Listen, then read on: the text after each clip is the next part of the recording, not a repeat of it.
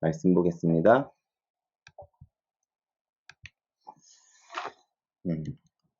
말씀은 고린도후서 11장 2절 말씀입니다. 고린도후서 11장 2절 말씀입니다. 제가 읽겠습니다. 내가 하나님의 열심으로 너희를 위하여 열심을 내노니 내가 너희를 정결한 처녀로 한 남편인 그리스도께 드리려고 중매함이로다. 2절에서 3절입니다. 그리스도께 드리려고 중매함이로다. 그러나 나는 뱀이 그 관계로 하와를 미혹한 것 같이 너희 마음이 그리스도를 향하는 진실함과 깨끗함에서 떠나 부패할까 두려워하노라. 성도를 지칭하는 단어 중 그리스도의 신부가 있습니다. 그래서 오늘 말씀 제목은 그리스도의 신부라는, 그의 신부라는 제목을 가지고 말씀을 나누겠습니다. 흔히 교회는 그리스도의 신부라고 성경에는 소개하고 있습니다. 가깝게는 교회로 부르신 각각의 개인이면서 더 넓은 의미로는 그 성도들이 모인 교회를 지칭하는 것이 바로 이제 신부이죠. 이것은 이제 무엇을 의미하는 것입니까? 결혼한 부부는 한 몸으로 묶였습니다. 즉, 예수를 믿는 순간부터 우리는 예수와 묶였다는 것을 의미하죠. 그런데 여기서 우리가 알아야 할 것은 오늘날 우리가 생각하는 그 부부의 개념을 적용해서는 안 된다는 것입니다. 에베소서 5장 22절부터 33절에 보면 남편과 아내로서의 책임과 자세에 대해서 자세하게 이야기하고 있습니다. 무엇입니까? 제가 한번 읽어보겠습니다. 에베소서 5장입니다.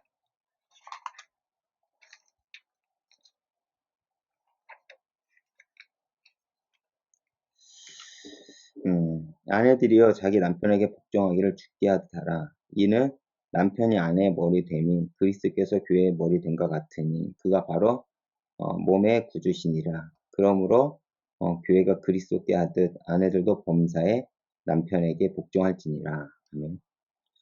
이것은 아내가 남편에게 해야 될 책임과 자세에 대해서 바울은 성경에 기록을 했습니다. 여기서 복종하다라는 단어는 다른 말로 번역을 하면 귀속되다, 순종하다라고도 이제 번역을 할 수 있죠. 다시 말해 아내는 남편에게 귀속된 자로서 순종을 요구를 합니다. 순종하라고 요구를 합니다. 왜 그렇죠? 당시 이스라엘의 문화에서는 족보를 이야기할 때 여자는 들어가지 않았습니다. 왜 그렇죠? 여자는 남편에게 귀속되었기 때문입니다. 그렇게 각각의 가정은 남편의 말이 꼭 가정의 법이었습니다. 그래서 아내는 남편의 말에 순종하는 것이 아내로서의 미덕이었죠. 저는 이것을 오늘날 부부의 가치관으로 주장하는 것이 아닙니다. 이 성경의 내용들은 오늘날의 가치관으로 보면 우리에게 불편함만 주는 것 같습니다. 그러나 당시 성경이 쓰일 때 문화를 보면 모든 결정의 책임권자는 남편에게 있었습니다.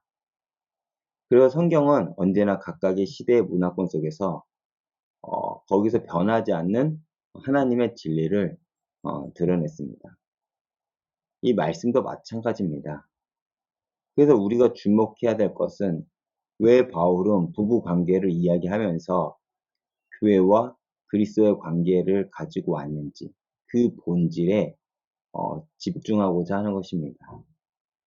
그렇기에 그 관점에서 보면 우리가 그리스도의 신부가 된다는 것은 먼저 다시 말해 그리스도께 귀속되었고 순종하라고 요구하는 것입니다. 그렇다면 그 순종이 무엇입니까? 오늘 우리가 읽은 고린도 후서 11장 2절부터 3절에 나온 것처럼 정결한 거룩한 신부로서 사단의 미혹에 속아 넘어지지 말아야 되는 것입니다. 이것이 신부가 된 교회와 또한 성도로 부름받은 우리의 자세와 책임이겠죠. 이렇게 말하면 우리는 책임만 있어 라고 하면서 억울하기만 합니다. 그런데 우리가 반드시 기억해야 될 것은 아내를 향한 남편의 사랑이 있다는 것입니다. 주님은 교회를 위해 무엇을 했다고 했습니까?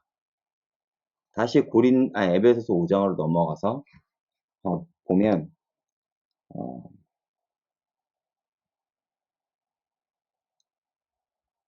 어, 남편들도 남편들아 25절입니다. 아내를 사랑하기를 그리스도께서 교회를 사랑하시고 그 교회를 위하여 자신을 주신 같이 하라라고 했습니다.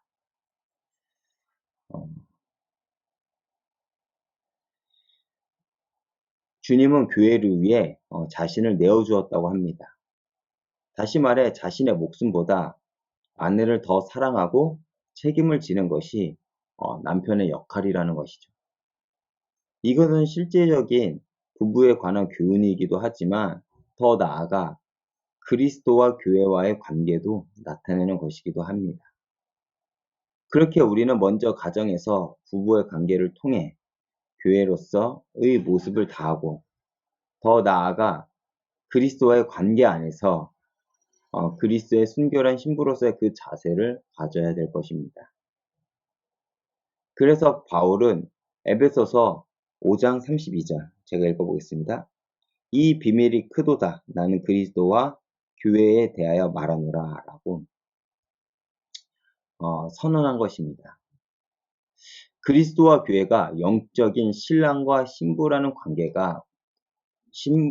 그 진리가 바로 크고 위대한 비밀이라는 것이죠. 이 진리를 구약으로 밀고 간다면 처음 창조된 아담과 하와의 부부 관계는 장차 두 번째 아담이신 예수 그리스도와 교회가 맺게 될 영적인 부부에 대해서의 그 예표요 그림자였습니다. 그런데 그 부부 관계가 첫 번째 아담은 어떻게 되었죠? 죄로 인해 깨졌습니다. 그러나 두 번째 아담이 되신 예수 그리스도와 그 교회 관계는 이젠 깨질 일이 없죠. 그리고 더 한 몸이 되었고 운명 공동체로 묶여 있습니다. 그리고 이 진리를 영혼의 차원으로 끌고 간다면 창세전에 하나님께서 교회를 예수 그리스도 안에서 선택하실 때 하나님은 교회를 당신의 아들의 신부와 아내로 선택하셨다는 것을 의미하는 것이기도 하죠. 여러분, 이 사실을 생각할 때 이러한 축복이 우리에게 주어졌다는 것이 정말 놀라운 일이지 않겠습니까? 이 사실을 안다면 우리의 구원에 대한 확실은 흔들리지 않을 것입니다. 왜 그렇죠? 창세 전부터 하나님은 교회를 예수 그리스도의 그 순결한 신부로서 부름받았고 불렀고 택했다는 것입니다. 그런데 우리는 이 사실을 종종 놓치죠. 이 사실을 놓치니까 우리가 세상에서 흔들리는 것입니다.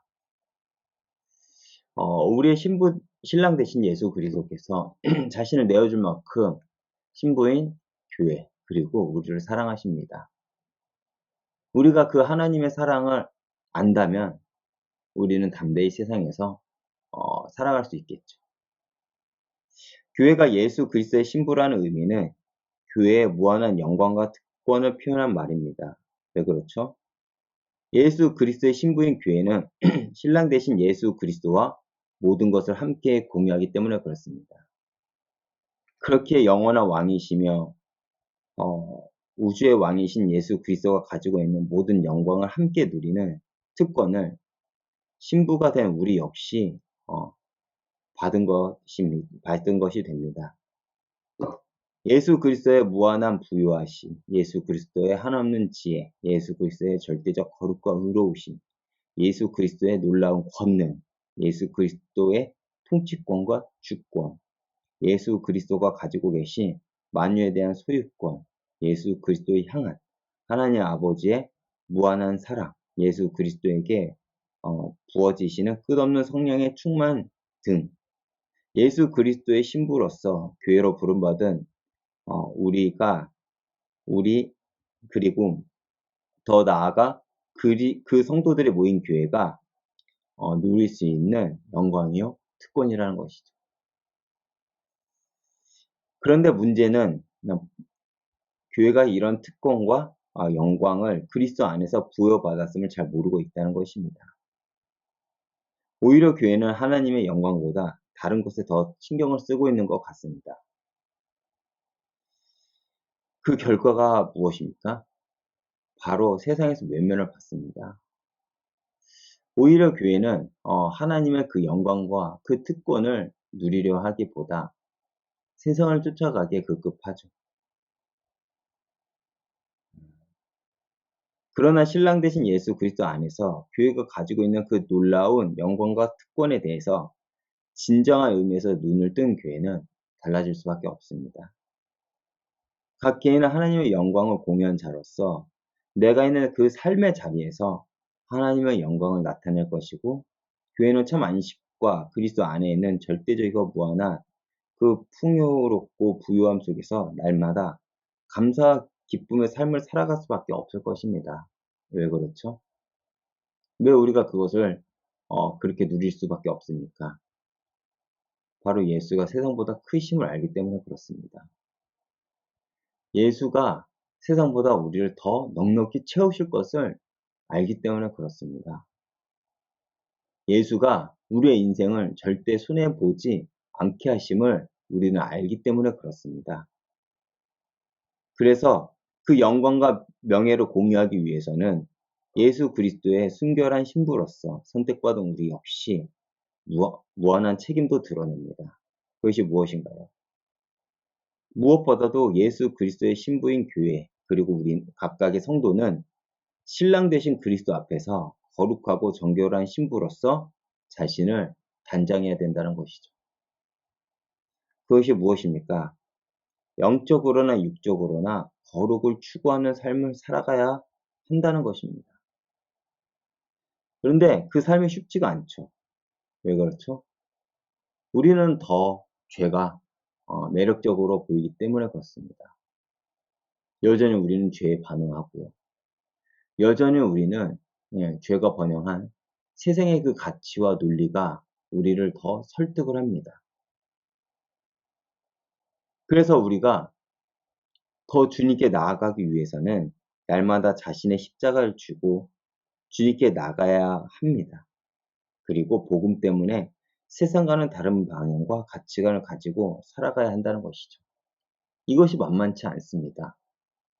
내 본성을 거스리는 일이고, 정말 우리가 추구하지 않는 일이고, 그 길을 가면 지금 내가 살아온 경험상, 그리고 내가 배운 그 지식을 가지고 바라볼 때는 필경 사망의 길인 것 같기 때문에 그렇습니다.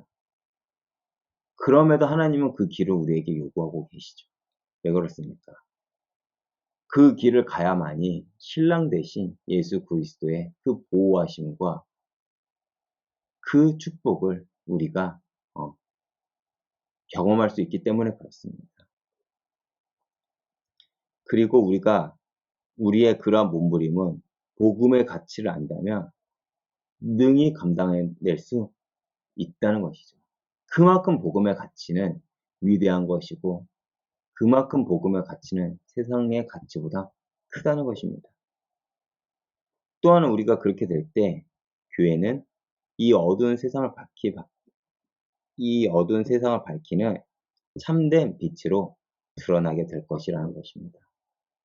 여러분, 오늘도 우리의 참된 신랑인 예수 그리스도께 우리가 온전히 순종하며 순결하고 거룩한 신부로 나아가는 하루가 되시길 기도드리겠습니다.